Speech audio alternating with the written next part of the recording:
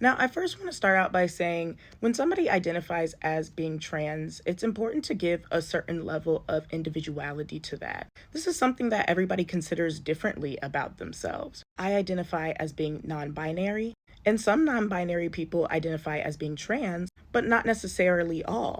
In my case, I do. And as a member of this community, I even learned the importance of allowing people to tell you exactly who they are.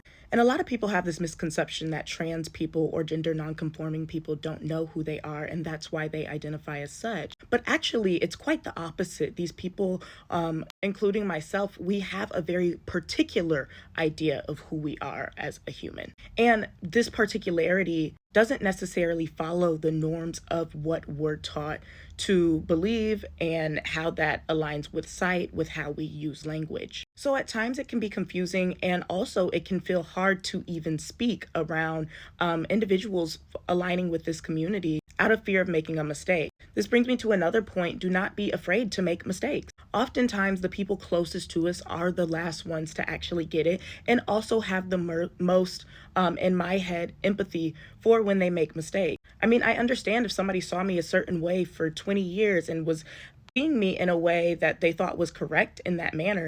To make changes and to demand those changes, even from somebody supportive, sometimes it takes time to adjust, whether it's new names, new pronouns, whatever it may be.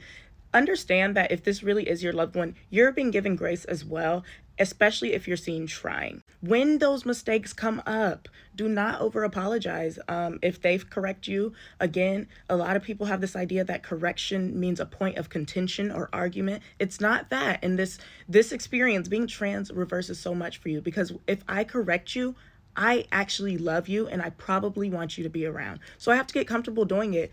And so a small correction isn't, oh my God, I'm a horrible person. No, that's actually a sign that you're a great person to this person and they want you in their life, despite the fact that changes as complex as the ones we go through can make it very much easier to be isolated than have to constantly explain who you are. If somebody is willing to do that with you, and if you're willing to continue learning that, that can be felt because it is a mutual interest out of love.